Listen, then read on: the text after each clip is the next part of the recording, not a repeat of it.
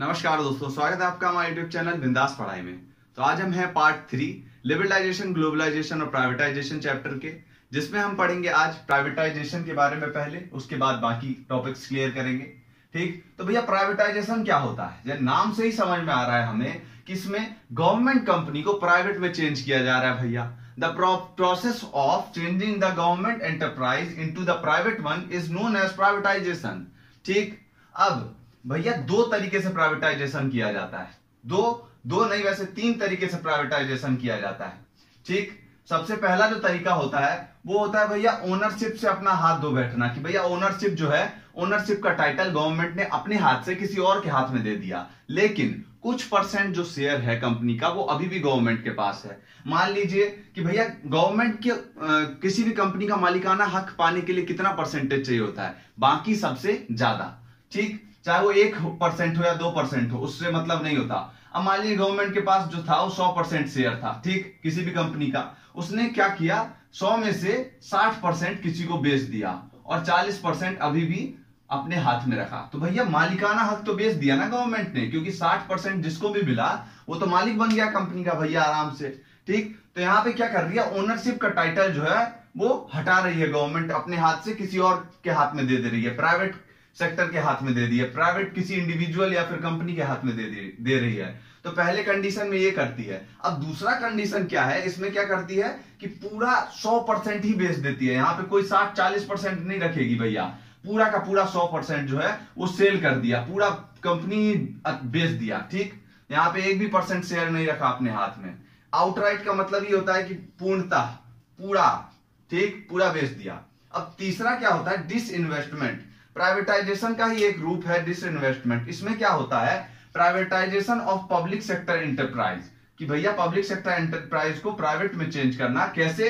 By selling of part of equity. Equity मतलब कि पूरा जो शेयर होल्डिंग का पैटर्न है, 100% में से एक पार्ट जो है वो बेच देती है गवर्नमेंट जिस प्रोसेस में, उस प्रोसेस को बोलते हैं डिसइन्वेस्टमेंट। ठीक है, तो डिसइन्वेस्टमेंट भी एक तरीके से पहला जो हमने पढ़ा था कुछ उसी तरीके से, लेकिन इसमें भैया 60% नहीं बेचती है, कुछ परसेंट बेचती है। कभी 5% मन किया, गवर्नमेंट का पैसा का जरूरत है भाई, 5% किसी कंपनी का बेच दिया। यहाँ पे मालिकाना हक जो है वो गवर्नमेंट के पास रहता है, लेकिन कुछ परसेंट जो शेयर है वो थोड़ा परसेंट, 2-4%, 5% जो है बेच देती है पैसा कमाने के लिए भैया। ठीक, तो इसको बोलते हैं, क्या बोलते हैं, डिसइन्वेस्टमेंट। डिसइन्वेस्टमेंट बोलते हैं, जिसमें थोड़ा सा परसेंट शेयर बेच देती है, लेकिन मालिकाना हक अभी भी गवर्नमेंट के पास ही है उस कंपनी का। मतलब सबसे ज्यादा जो शेयर है वो गवर्नमेंट के पास ही है, अभी गवर्नमेंट ही उसका ओनरशिप कर रही है। डिसइन्वेस्टमेंट का मतलब ये होता है भाई। अब पर्पस क्या होता है कि भैया क्यों बेचती है गवर्नमेंट, प्राइवेट को क्यों बेच देती है? तो यहाँ पे 2 रीजन है। मॉडर्नाइजेशन करने के लिए, मॉडर्नाइजेशन मतलब कि भैया उसको उन्नति कराने के लिए। उन्नति कैसे होगा, जब नया नया टेक्नोलॉजी आएगा, नया नया चीज सब आएगा। आपको भी पता है कोई भी चीज जब गवर्नमेंट के हाथ में होती है ना, तो उसका उतना ज्यादा महत्व नहीं होता है, चाहे वो बैंक हो या फिर कुछ भी हो। जैसे रेलवे सेक्टर है अभी गवर्नमेंट के हाथ में, तो भैया अपना टुसुक के चल रहा है। क्यों? क्योंकि भैया गवर्नमेंट के हाथ में जब रहता है तो वो कंपनी जो है वो वेलफेयर ज्यादा करती है, प्रॉफिट कम कमाती है। प्रॉफिट का मोटिव उसका कम होता है और वेलफेयर का मोटिव ज्यादा होता है। और भाई प्राइवेट सेक्टर वाला क्या होता है, खाली खून चूसता है, उसको केवल प्रॉफिट से ही मतलब होता है, उसको कोई जनता वंता का परवाह नहीं होता है। ठीक है, तो यहां पे मॉडर्नाइजेशन कराने के लिए, जिससे जो वृद्धि करे गवर्नमेंट वो सेक्टर कंपनी। ठीक, और दूसरा क्या होता है, इंप्रूविंग फाइनेंशियल कंडीशन। भैया गवर्नमेंट सेक्टर की कोई भी कंपनी जो होती है उसका फाइनेंशियल कंडीशन जो है थोड़ा बहुत डगमगाया हुआ ही रहता है। आप कभी नहीं देखेंगे कि बहुत ज्यादा प्रॉफिट पे है कोई कंपनी। क्यों? क्योंकि उनका वेलफेयर का मोटिव होता है भाई, लोगों का अच्छा भला करने का मोटिव होता है, प्रॉफिट कमाने का कम मोटिव होता है उन सारी गवर्नमेंट सेक्टर जितनी भी कंपनीज हैं। इसीलिए गवर्नमेंट क्या करती है, उसको बेच देती है, जाओ इससे प्रॉफिट कमाओ, जितना प्रॉफिट कमा सकते हो। प्राइवेट को बेच देती है, प्राइवेट को बोलती है जाओ जितना प्रॉफिट कमाना है कमाओ, मॉडर्नाइजेशन करो इस चीज में। तो ये सब केवल चोचले ही हैं कि भैया मेन जो रीजन होता है ना वो यही होता है कि पैसा का जरूरत होता है गवर्नमेंट को। काहे बेचेगा, काहे कि पैसा का जरूरत है उसको, भैया पैसा चाहिए उसको कहीं से, तो बेच दिया सारा गवर्नमेंट कंपनी। लेकिन ये जो है वो खराब होता है इकोनॉमी के लिए। जब गवर्नमेंट बेचती है ना अपना कंपनी, तो भैया गवर्नमेंट के लिए भी खराब होता है, लेकिन इकोनॉमी के लिए भी खराब होता है। लेकिन पैसा का जरूरत होता है तो बेच देता है। लेकिन आप पेपर में ये मत लिख दीजिएगा पैसा का जरूरत होता है इसलिए बेच देता है। यही दोनों पॉइंट आपको लिखना है, ठीक। तो यहाँ पे प्राइवेटाइजेशन खत्म कर लिया हमने। अब पढ़ते हैं ग्लोबलाइजेशन के बारे में। तो अब पढ़ते हैं ग्लोबलाइजेशन के बारे में। भैया क्या होता है globalisation? It is the process of integration of economy of the country with the world economy. कि भैया ये जुड़ाव है। इसमें क्या होता है, एक कंट्री जो है वो दुनिया की बहुत सारी कंट्री से जुड़ती है। ग्लोबलाइजेशन एक प्रोसेस है जिसमें एक कंट्री दूसरे से जुड़ती है, दूसरी तीसरे से। तो भैया एक चेन तैयार कर रहा है ग्लोबलाइजेशन। किस चीज का? जिसमें हर एक कंट्री जो है एक दूसरे से जुड़ रही है और उसके ऊपर डिपेंडेंट है। कैसे डिपेंडेंट है? एग्जांपल के लिए मैं आपको बोलता हूं, अभी अफगानिस्तान में लड़ाई चल रहा है तालिबान से भैया। तो अफगानिस्तान से पूरा एक्सपोर्ट इंपोर्ट बंद हो गया, जिसके कारण भारत में जो हींग होता है, खाने में जो डलता है ना हींग, वो बहुत ज्यादा महंगा हो गया। तो यहाँ पे क्या है, भारत जो है अफगानिस्तान के ऊपर डिपेंडेंट है हींग के लिए, ठीक। ऐसे ही एप्पल जो है वो मोबाइल भेजता है भैया भारत में, और उसके बाद हम क्या है, डिपेंडेंट है एप्पल कंपनी के ऊपर। तो यहाँ पे इंटरडिपेंडेंसी क्रिएट कर रहा है ग्लोबलाइजेशन, और इंटीग्रेशन क्रिएट कर रहा है। इंटीग्रेशन मतलब कि जोड़ रहा है एक कंट्री को दूसरे से, दूसरे को तीसरे से। तो ग्लोबलाइजेशन एक प्रोसेस है इंटरडिपेंडेंसी का, जिसमें एक कंट्री दूसरे कंट्री पे डिपेंडेंट होती है, और इंटीग्रेशन का, जिससे भैया कोई 10,000 किलोमीटर दूर कोई कंट्री है, उसमें जो खबर चीज हो रहा है उससे यहाँ पे भारत में जो है हम मौजूद, उसको फर्क पड़ रहा है। तो ये किस चीज का एग्जाम्पल है? ग्लोबलाइजेशन का। इसके कारण ही हो रहा है भैया ये सब। कि अमेरिका में मान लीजिए कुछ हुआ कि अमेरिका में 2008 में वर्ल्ड ट्रेड जो है वो पूरा अमेरिका का खराब हो गया, जिसके कारण अमेरिका में बहुत ज्यादा इकोनॉमिक क्राइसिस आ गया था, उससे पूरे वर्ल्ड के ऊपर असर पड़ गया भैया। तो ये क्यों हो रहा है? ग्लोबलाइजेशन के कारण हो रहा है यहाँ पे, क्योंकि हर एक कंट्री जो है वो दूसरे से जुड़ी हुई है और दूसरे के ऊपर डिपेंडेंट है किस बहुत सारे प्रोडक्ट्स के लिए, बहुत सारी सर्विसेज के लिए। तो ग्लोबलाइजेशन का मतलब ही होता है कि एक को दूसरे से जोड़ना, दूसरे को तीसरे से जोड़ना, मतलब पूरी वर्ल्ड को एक दूसरे से जोड़ना। उसके बाद देखते हैं आउटसोर्सिंग क्या होता है। आउटसोर्सिंग मतलब यह होता है जब कोई कंपनी सर्विसेज हायर करती है किसी और कंट्री के कंपनी से, कोई सर्विसेज लेती है, तो उसको बोलते हैं आउटसोर्सिंग। जैसे कि एग्जांपल के लिए भैया एप्पल जो कंपनी है ना, वो भारत से आउटसोर्स करती है सर्विस का। किस सर्विस का? यहां पे करती है कॉल सेंटर का, बीपीओ सर्विस का आउटसोर्सिंग करती है एप्पल कंपनी। एप्पल कंपनी ने अपने कॉल सेंटर जो है वो भारत में खोल के रखे हैं, और भारत से अपना जितना भी कॉल सेंटर पे बातचीत होता है वो यहां से कराती है। अब ऐसा क्यों किया है? भारत से ये सर्विस क्यों लिया है एप्पल कंपनी ने एप्पल ने क्यों अमेरिका में ही ना खोल दिया ये बीपीओ अपना कॉल सेंटर? अमेरिका में क्यों नहीं खोला, भारत में आके क्यों खोला? क्योंकि भारत में उसको चीप लेबर मिलता है, सस्ते में उसका काम निपट जाता है भैया। अमेरिका में जो है लोगों को जो हायर करेगा कि भैया आप बात करो पूरे दिन भर फोन पे, तो उन लोग ज्यादा पैसा लेगा, लेकिन भारत में 10-15 हजार में तैयार हो जाता है। अब भैया 10-15 हजार में तैयार हो जाता है, एप्पल देख रहा है कि भैया अमेरिका में जो खोलेंगे उससे अच्छा भारत में खोल लेते हैं। तो यहाँ पे क्या कर रहा है एप्पल कंपनी आउटसोर्स कर रहा है सर्विस का, ठीक है। कौन सी सर्विस का? बीपीओ सर्विस का आउटसोर्सिंग कर रहा है। तो यहाँ पे एग्जांपल के थ्रू आप समझ ही गए होंगे आउटसोर्सिंग क्या होता है। जब एक कंपनी किसी सर्विस को हायर करती है दूसरी कंट्री के किसी कंपनी से, तो उसको बोलते हैं आउटसोर्सिंग। आउटसोर्सिंग किसी भी सर्विस का हो सकता है भाई, चाहे वो रिकॉर्ड कीपिंग हो कि भैया दूसरे कंट्री के कंपनी को बोल दिया कि आप पूरा रिकॉर्ड मेंटेन करो कि हम कितना सामान बेच रहे हैं, हमें कितना प्रॉफिट हो रहा है। और इस सर्विस का भी आउटसोर्सिंग कर सकते हैं, या फिर अकाउंटिंग का भी कि भैया दूसरे कंट्री के सीए फर्म से बोल दिया कि आप अकाउंटिंग करो हमारी कंपनी का।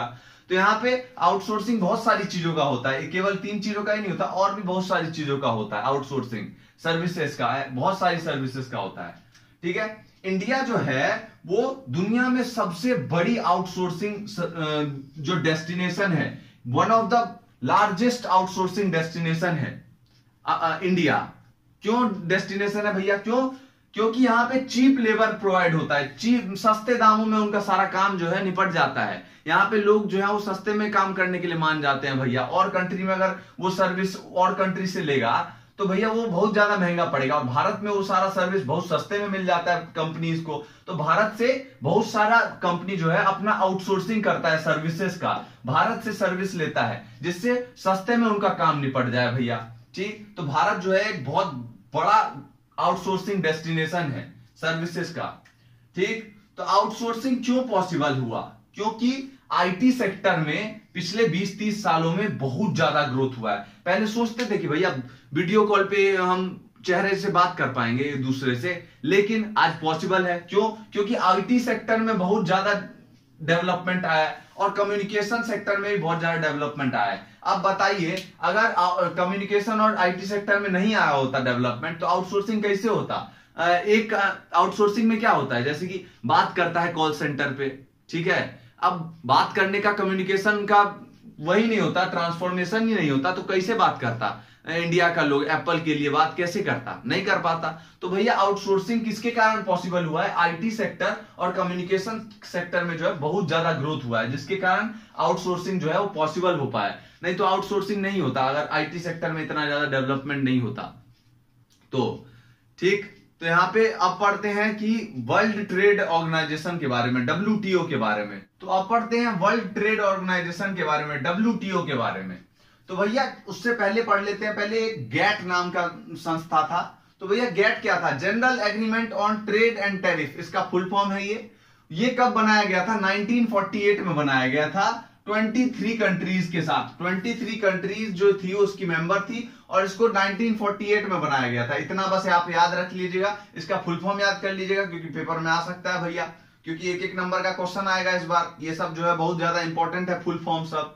तो सब चीज का फुल फॉर्म जो है वो याद कर लीजिए।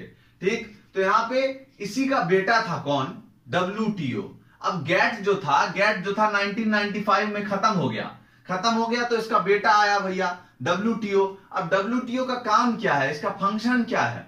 तो WTO जो है वो एडमिनिस्टर करता है, पूरा देख रेख करता है जितना भी बायलेटरल और मल्टीलेटरल ट्रेड होता है कंट्रीज के बीच में। मल्टीलेटरल और बायलेटरल का मतलब क्या होता है? जब हम केवल दो कंट्री के बीच में ट्रेड का बात करते हैं तो उसको बोलते हैं बायलेटरल, और एक से ज्यादा की कंट्री, दो से ज्यादा कंट्रीज के बीच में जब बात करते हैं तो उसको बोलते हैं मल्टीलेटरल। तो इस सारा बायलेटरल और मल्टीलेटरल ट्रेड जो है उसका निगरानी रखता है कि भैया बढ़िया से चल रहा है या नहीं चल रहा है, कोई प्रॉब्लम तो नहीं आ रहा है ट्रेड करने में किसी भी कंट्री को, और कोई प्रॉब्लम आता है तो उसको जाके सॉल्व करता है बढ़िया से। ठीक, तो यहाँ पे इसके जो है बहुत सारे मेंबर हैं। ऐसा थोड़ा टाइम पहले इसका 193 देश जो था इसका मेंबर बन चुका था। सोचिए 23 से स्टार्ट हुआ, अब 193 मेंबर बन चुका है इसका WTO का मेंबर। ठीक, इतनी सारी कंट्रीज। इसका मोटिव क्या है? इसका मोटिव ये है कि भैया फ्री ट्रेड हो सारी कंट्रीज के बीच में, कोई रेस्ट्रिक्शन ना हो, बढ़िया से सामान का आदान प्रदान हो, या एक जगह से दूसरी जगह जाए, दूसरे से तीसरी जगह जाए, मतलब सामान आराम से एक कंट्री से दूसरी जगह में कंट्री में आराम से फ्लो हो, उसके बीच में कोई रेस्ट्रिक्शन ना हो। अब भैया रेस्ट्रिक्शन क्या होता है? रेस्ट्रिक्शन जैसे भारत ने लगा के रखा था, टैक्स को बढ़ा दिया था, इंपोर्ट करने के रेट जो था, टैक्स जो था उसको बढ़ा दिया था। तो ये क्या है? रेस्ट्रिक्शन है ना भैया ट्रेड के ऊपर। तो ये सारे रेस्ट्रिक्शंस को हटाने का काम करता है, देखता है कि भैया कोई सारा फ्री ट्रेड हो रहा है या नहीं हो रहा है, कोई प्रॉब्लम तो नहीं आ रहा है किसी भी कंट्री के ट्रेड में। तो यहाँ पे अगर पता चल जाता है कि किसी कंट्री के ट्रेड में कोई प्रॉब्लम आ रहा है तो उसको जाके सॉल्व करता है। जैसे भारत का प्रॉब्लम सॉल्व किया भैया, भारत को जाके बोला, सारी कंट्री बोल रही थी वर्ल्ड ट्रेड ऑर्गेनाइजेशन को, भैया देखो भारत जो है वो इतना सारा रेस्ट्रिक्शन लगा के रखा है, हम सामान भेज ही नहीं पा रहे हैं भारत में। तो भैया WTO आके भारत को बोलता है कि ये भाई तू काहे नहीं कर रहा है रे, रेस्ट्रिक्शन हटा सारा। तो भारत को हटाना पड़ गया भैया। तो WTO नहीं, IMF और वो जो वर्ल्ड बैंक था उसको बोला था। ठीक है, तो यहाँ पे रेस्ट्रिक्शन जो है उसको हटाने का काम करता है, और फ्री ट्रेड कंट्री पूरे वर्ल्ड में हो, वो इसका एक छत्र मोटिव है, एकमात्र मोटिव है। ठीक, तो यहाँ पे इंडिया ने हटा लिया रेस्ट्रिक्शन। हमने देखा भैया इंडिया ने 1991 में सारा रेस्ट्रिक्शन हटा लिया अपना ट्रेड पर से। लेकिन कुछ कंट्रीज जो है बहुत दिमागदार कंट्रीज, डेवलप्ड कंट्रीज, वो अभी भी सारा रेस्ट्रिक्शन लगा के रखा है, बहुत सारा नॉन टैरिफ बैरियर्स लगा के रखा है। जैसे अमेरिका बहुत बैरियर लगा के रखा है, जिसके कारण कोई और कंट्री अमेरिका में आके अपना सामान ना बेच पाए। अमेरिका की जो अपनी इंडस्ट्री है वही केवल अमेरिका में सामान बेचे। तो अमेरिका जो है बहुत दिमाग लगाया है, लेकिन WTO का दम हिम्मत ही नहीं है भैया उससे जाके बोले। WTO तो केवल डेवलपिंग कंट्री के ऊपर अपना दम दिखाता है, जैसे भारत हो गया और भी बहुत सारा कंट्री सब हो गया जो डेवलपिंग है। डेवलप्ड कंट्रीज के ऊपर अपना दम नहीं दिखा पाता है WTO, ऐसा मानते हैं बहुत सारे स्कॉलर्स। और ये सच भी है भाई, क्योंकि अमेरिका ने बहुत सारा रेस्ट्रिक्शन लगा के रखा है अपने ट्रेड के ऊपर, लेकिन WTO का दम है जो उसको जाके बोल दे, उसको नहीं बोलेगा, भारत जैसी बेचारी कंट्री को बोलेगा। और भारत को हटाना पड़ गया क्योंकि उस टाइम में थोड़ा खराब स्थिति था भारत का। तो यहाँ पे हमने WTO के बारे में देखा पूरा। अब केवल इतना ही था पार्ट 3 में। आगे के टॉपिक्स जो हम बाकी वीडियोस में कवर करेंगे। धन्यवाद आपका इस वीडियो को देखने के लिए। अगर आपको वीडियो पसंद आई हो तो प्लीज वीडियो को लाइक कीजिए, शेयर करिए एंड चैनल को सब्सक्राइब करिए। धन्यवाद।